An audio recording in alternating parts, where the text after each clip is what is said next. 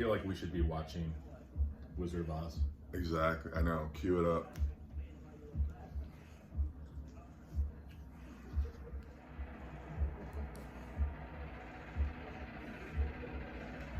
We're not talking about this album, and we're not even drunk right now. But we're not talking about this album. We know this album.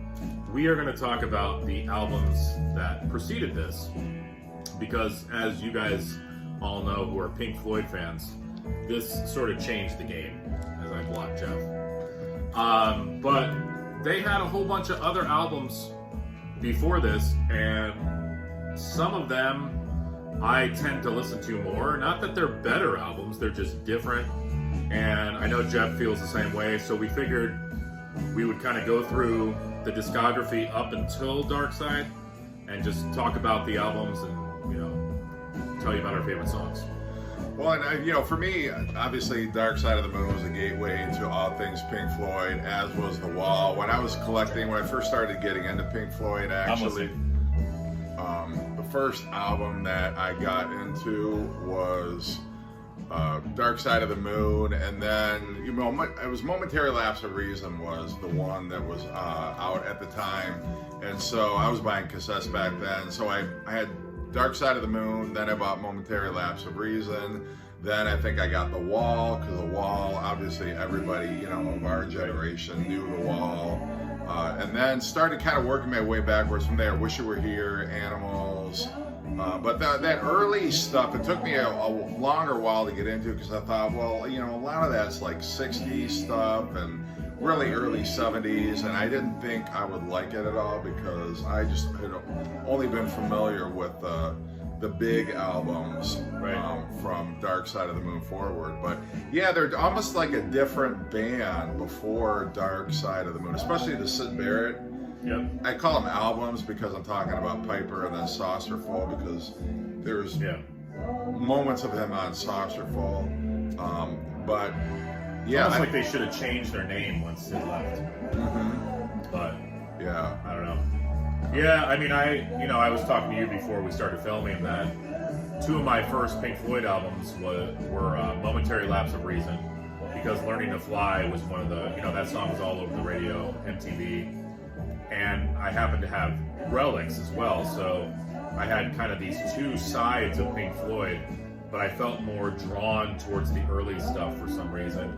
It must have been sort of that Syd Barrett magic and there's the strangeness of the music. They were very creative, not that they weren't later on, but they were just trying everything under the sun in the beginning. So yeah, I think they were able to experiment more. I think they took more chances. They were more kind of exploratory, progressive kinds of albums than even, you know, what came after Dark Side. And record companies gave bands that ability to do that too. Yeah, you didn't have to worry, like, are they going to kick us off the label if we put out an album that doesn't sell? And so it was just a different environment, I think, for artists back then. There was more experimentation. But like Green Day will never put out an Ummagumma. No. They'd be like, you're done, you're out of here. But all right, so Piper at the Gates of Dawn debut. Yeah, Piper at the Gates of Dawn, and this really sounds like the work of a different band altogether. Obviously, Syd Barrett wrote, I think, pretty much everything on here. There's one track that Roger Waters wrote, Take Up Thy Stethoscope and Walk, but everything else is really Syd Barrett. There's a group composition, Pow R, Cock H, that instrumental, but you know, obviously Syd Barrett was brilliant. He was a brilliant singer, songwriter. He was the face, the personality of the band, the identity of the band. People really, you know, so even their own managers were like, this band's not going to go anywhere with Syd Barrett. You know, you just kick Syd Barrett out of the band, your meal ticket. What are you, crazy? But yeah, there's sort of I don't know how you describe this, almost like kind of a childhood innocence to the album, some psychedelia in there, a little bit of acid rock. Yeah, I was going to say the same thing about this, sort of that childlike vibe to it. It's almost like Syd Barrett was a big kid, and he was just, it was almost like nursery rhymes set to music. But it includes one of my favorite instrumentals, Interstellar Overdrive. I totally love Interstellar Overdrive. Heavy song. Bike is so good as well. I love the rhythm and just the fanciful lyrics of Bike, and Astronomy Domine, just a phenomenal tune. I feel like that's like a signature Pink Floyd song, even though Pink Floyd would probably not play it live if they were together or whatever. But I think of it as a signature Pink Floyd song, at least for the early years. But this is a very creative and interesting debut. Yeah, and I love how it ends on Bike, because Bike gives you an insight into the fractured state of Syd Barrett's psyche at that time. And, he's already kind of starting down the road towards mental illness. And Bike is such an interesting song because you never know where it's going to go. It starts off in one direction, and then it's kind of like veers off, and at the end you kind of have sound effects and everything. Yeah, it's really haunting the way that it ends, and it definitely sort of like foreshadowing the fact that he wasn't going to be around much longer. I think what was cool about Syd Barrett too is that he wasn't putting on an act. That's who he was.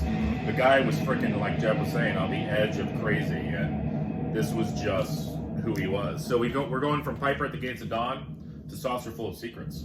Yeah. Not as much Syd Barrett on this one. No, but they're definitely stretching out more. They're not trying to cram 12 songs onto an album, and so, again, they've lost their chief songwriter on this album, so now they've got David Gilmour on board. They're trying to really create some songs from scratch. I feel like there was a lot of improvisation in the studio. They would just jam, and whatever came out of that, they would structure a song around, like a song like Let There Be More Light, Set the Controls for the Heart of the Sun, which has kind of that ambient, pulsating quality to it. The bass line in that song is great. Yeah, and then A Saucerful of Secrets, which is really schizophrenic. That is all like turns quiet and then loud and then extremely. Remember a Day is one of my favorite Pink Floyd songs.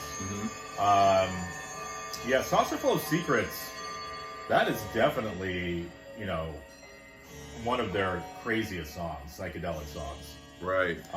You got Corporal Clegg, which has already Roger Waters writing about the war and the impact of war and trauma and, people who are damaged having been in the experience of war. Obviously themes that he would explore, not only on Dark Side, but on The Wall and The Final Cut. It's funny where they put the Syd Barrett song at the end. Yeah. They're like, we might as well just tack a Syd Barrett tune on there. Yeah, but again, that's a very...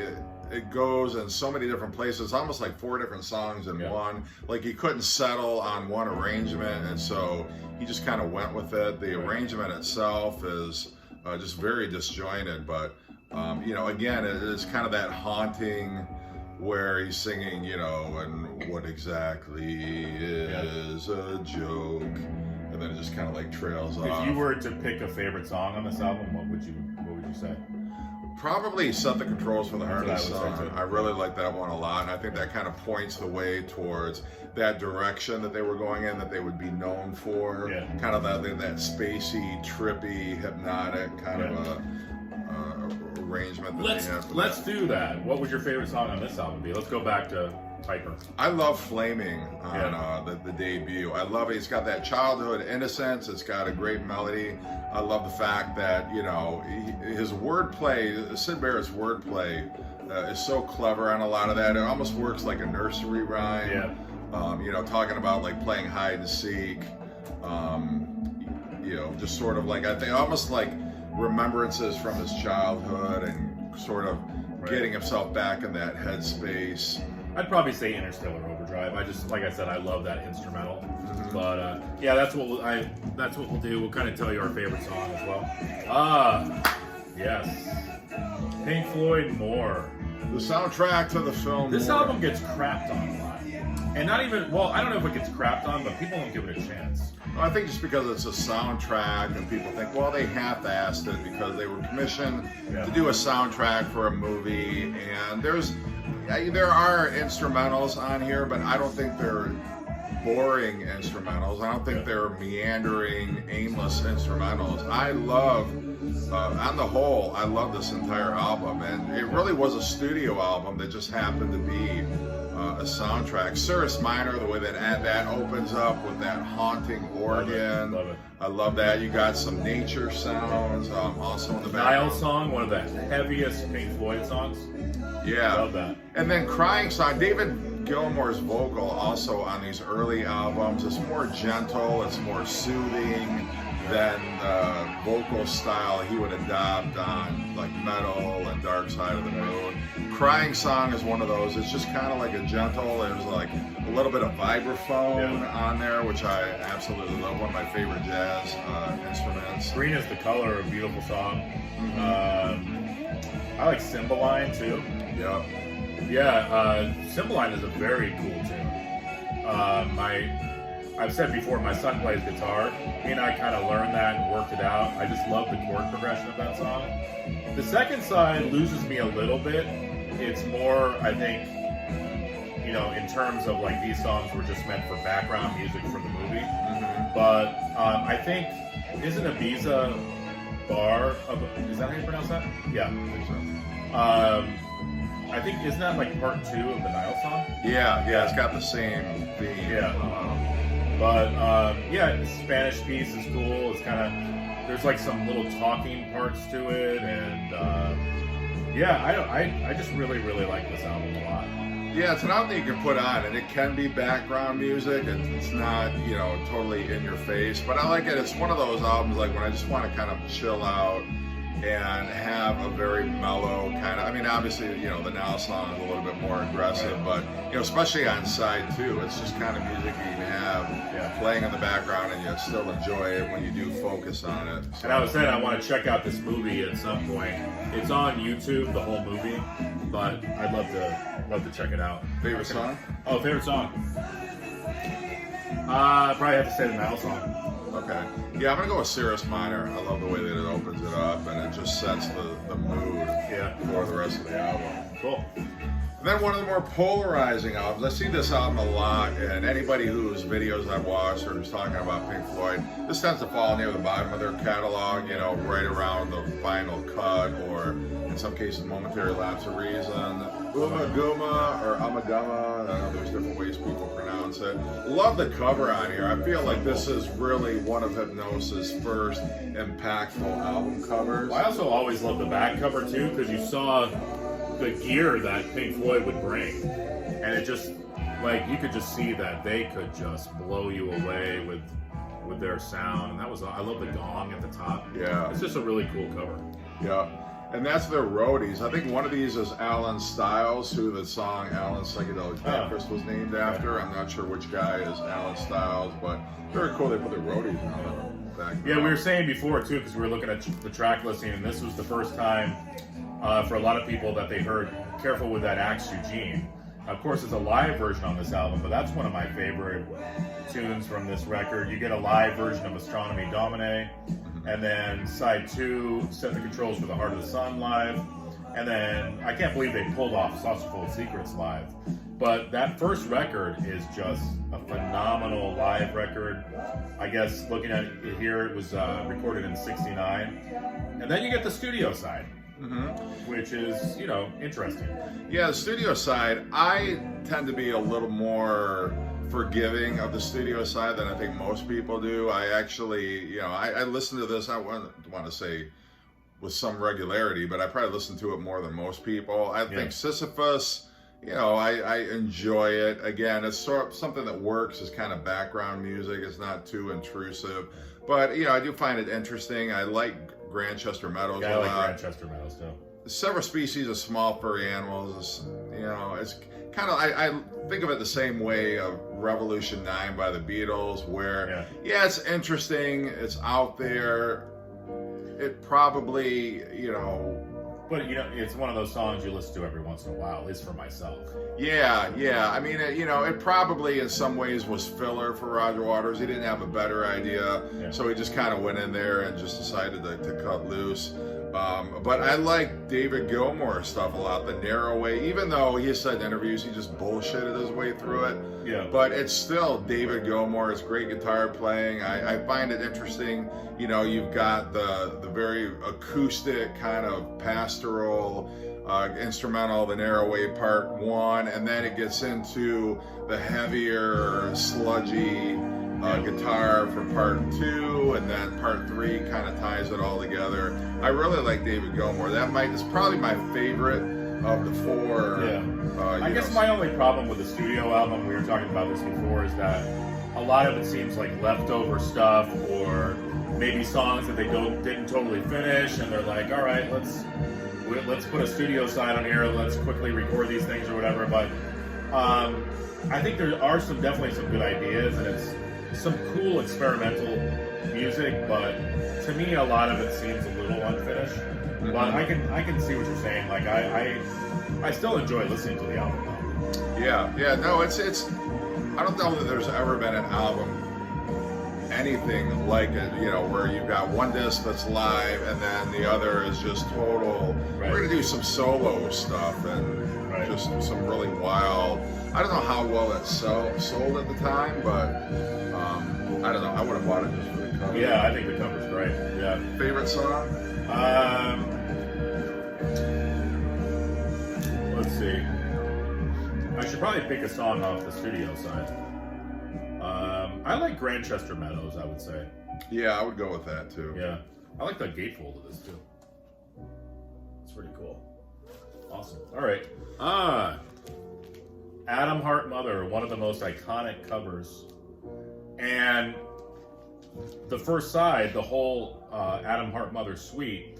And I was saying to Jeff that, talk about an amazing song to take on as a band. It's like, let's bring this orchestra in and have this, these movements and different, types of music. And I mean, it's a very, busy song. It must have taken forever to get it to the point where it sounded the way they wanted it to. And it's one of those songs where, I don't know, did they play it live at all?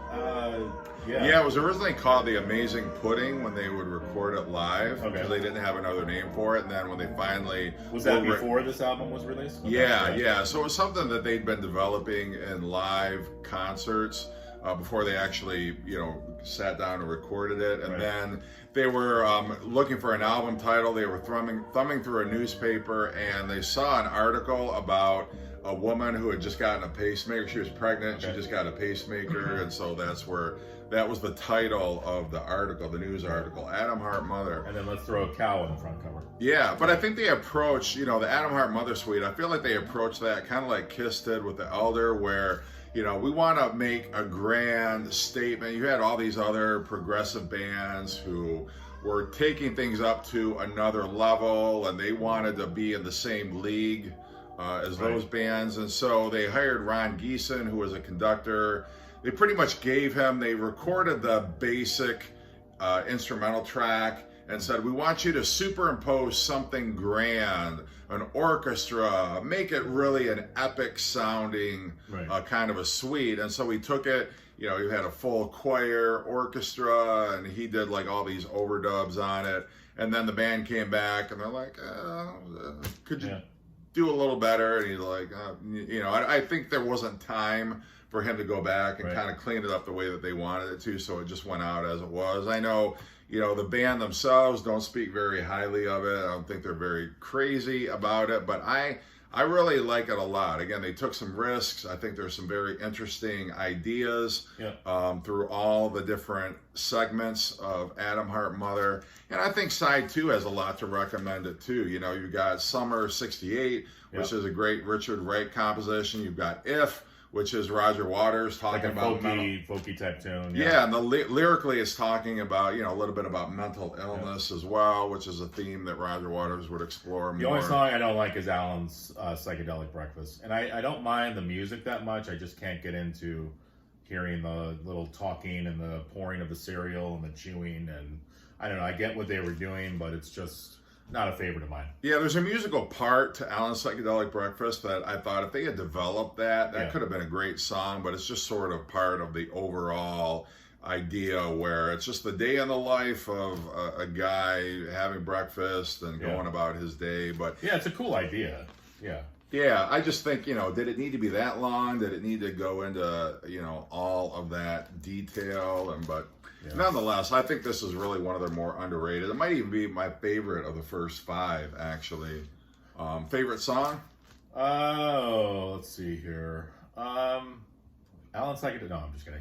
I would probably say I really like Summer '68.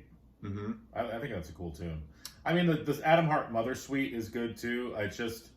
I need to really sit down for that song. Yeah. I mean, there's a lot to take in for that. So I would probably say Summer '68. Yeah, I'd go with Adam Hart Mother. I'm fine sitting down with it. I'll spend as much time as I need to with it. I really... It's a good song. Yeah. I'm going to turn the record over. We've got to listen to side 2. All right. We're talking. So anyway, after Adam Hart Mother, I think one of the albums that really pointed the way towards Dark Side of the Moon, the band at this point were ready. They had, I think, the confidence. I think they had the songwriting skills, both lyrically and instrumentally, that you could see the direction they were going in, which eventually kind of culminated, at least in the early Pink Floyd years, with Dark Side of the Moon.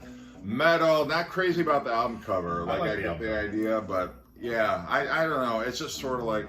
It sounds like this album should have been the one right before Dark Side, though. Yeah, and we'll talk about the other one too, but yeah, you're right. I mean, this seems like the logical progression from, into Dark Side. Mm-hmm. Yeah, you've got that heaviness, like the opening song on here. One of these days. Bass line is great. Mm-hmm. Yeah, it's a heavy song. Yeah, it is, and I love Nick Mason's that growling vocal. One of these days, I'm gonna punch you with a... That used to creep me out when I was younger. Yeah, and I've said it before. The only song I don't like on this album is Seamus, and it's the dog barking. It's like, I don't know. And, again, I get why they were doing it, but it gets a little annoying for my ear anyways. Mm-hmm. But then on, side 2, it makes up for it. You get this whole side 2 of Echoes. Do you know whose dog that is, by the way? I don't know, Frank Zappa's. Steve? No, it's actually Steve Marriott, formerly of Faces, Humble Pie. Yeah, David Gilmour was dog sitting for Steve Marriott. That's his dog that you hear on that track. He's probably like, this dog is a pain in the ass. I'm gonna write a song about it. Yeah, like why couldn't you dub that up? I don't know. Yeah. It ruins the song for me. It could have just been kind of a cute little slow acoustic blues track to wind down the album, but the dog just kind of... Saint-Tropez is very, like the title, very lazy, just... It's a breezy little song, almost like a little bit like yacht rock. Yeah. It's... I feel like that, at this era of Pink Floyd, they were kind of all over the place still. Mm-hmm. You had this sidelong epic of Echoes, which is, even bringing some psychedelic elements into it. But then you've got that wispy Saint-Tropez, you've got sort of the humor in Seamus, you got the dark heaviness of One of These Days, so they were still kind of all over the place. I love Pillow of Wind. Yeah, it's so gentle. You've got that. It's like there's never been a better Sunday morning, have your coffee, throw on a Pink Floyd song. It's going to be a Pillow of Wind. It's very gentle. You've got some slide guitar, a very soothing David Gilmour vocal. It really is. It's like a warm pillow, warm blanket wrapped around you. And then Fearless, I think, is great. Very cool guitar riff. Yeah. And that's another kind of just like breezy, pastoral. It's not hard rocking, but it moves forward. And I love David Gilmour's vocal. I love how it winds down at the end with the football crowd. And they bring in You'll Never Walk Alone towards the end. As a kid, when I was listening to that, I didn't know You'll Never Walk Alone. But I think it's from Carousel, the musical Carousel. And I'm like, what are they singing in the background? Like, it sounded like another song. And then I realized later on what song it was. I think that's pretty cool how they put that in there too. Yeah, and I think that's a theme song for whatever football team that they were big fans of. They just went and recorded the crowd. It wasn't like, okay guys, we're recording an album, we want everybody to... That was just like they just... I wonder if they have to pay rights for that. Yeah, I don't know. Good question. My favorite song's gotta be Echoes. Yeah, Echoes. Yeah, let's talk about Echoes. I can't believe we're just going to totally breeze on past Echoes. But Echoes, to me, one of the greatest progressive rock songs of all time. I put it second only to Close to the Edge by Yes. Absolutely love it. Up with the ting. Yeah, that little ping, that sonic ping, has that underwater theme to it, and it gets very quiet. I love that, like those underwater scary sounds right in the middle of it, and then it kind of picks up again. And I love too the blending of David Gilmour and Richard Wright's vocals on the verses for this song, and I wish they would have used that more because they complement each other so well. And the two of them singing together, they use it to great effect on Dark Side of the Moon, but this is the first time where it really, you had them singing together and it was so effective, and then it just moves. My favorite progressive rock songs are a journey. They start here, they end here, and they wind their way through all these interesting themes and places and echoes. You know, it was a song when I was younger, I was like, I'm not sitting through a 26-minute song or whatever it is. I ain't got time for that. But, you know, it doesn't feel like 26 minutes. No, because it's such a... People don't have patience for that kind of music anymore, though. No. Again, that's another album that probably could never be released nowadays. It's just a shame, but... and they got, you know, it's a phenomenal song, too, so... Yeah, Echoes would be my favorite, too. And then the album that came right before Dark Side, you would never think it, but it did, and people forget about this record because it came between Meddle and Dark Side. But Obscured by Clouds, one of my favorite Pink Floyd albums. Yeah, and it's a different mood, and you and I were talking about why does this sound so different? I mean, it really is the bridge between Meddle and Dark Side of the Moon, their most commercial work. And certainly, you know, there's songs on here, Childhood's End, What's the Deal, which are fully fleshed out songs, and I guess, you know, kind of sound a bit like the direction they were going in with Dark Side, but I think they just kind of got into that headspace of they saw the film, they knew they had to write music for the film, and so it had a lot of, you know, I think it's, I've not seen the film, but from what I gather, it's about these white hippies who go and live with these Aborigines, and I think that's what they were going for. You feel a lot of like world music elements, a lot of tribal drumming, and just very exotic. I think it's the most exotic music that we'd had up to this point, and so I think that's why just them trying to fit music that would accompany the images and the movie itself. Right. And the album opens up with 2 instrumentals, which I think is pretty cool. And I get that it's a soundtrack album, but you know, that's interesting to open up with 2 instrumentals. Yeah, I like the rocking tunes on here. The Gold It's In is a cool tune. Mudmen is a great atmospheric instrumental. And I was talking to Jeff as well before the video about the instrumental that closes the album called Absolutely Curtains. Another great song, and then you get the Aboriginal tribe sort of chanting at the end of that song. And as a kid, I was just this white kid in Colorado listening to this album, and I'm hearing this, like you said, world music and chanting tribes, and I'm like, what is this? And it was like this, you know, it was like this album that took me on this journey, and that combined with a lot of the photos on the album cover, I'm like, what is this about? And this album was so mysterious. It's still a mysterious album to me, even down to the album cover. But yeah, I think the musicianship and the songwriting is great on this album.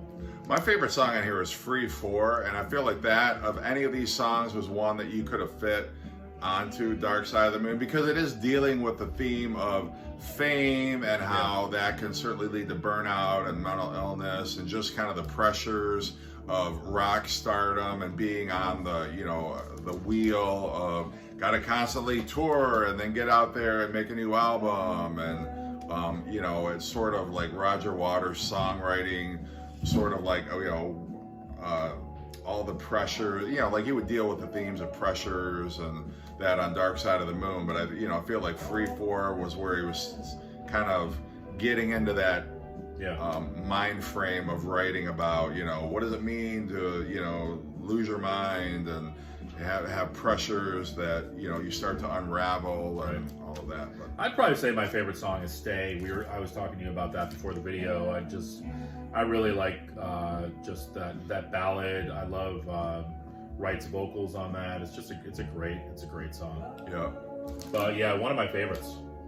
This and more are just, if you don't know this album or any of the ones that we showed today, definitely check them out. I mean, they had so much good music before Dark Side of the Moon, and then obviously more, you know, excellent music after that as well. But the early stuff, you can't forget about that either. So, well, thanks guys for watching, and love to know your comments below. Do you like early Pink Floyd? Do you like later Pink Floyd? Do you like both of them? What are some of your favorite songs off these albums? Let us know. All right, adios.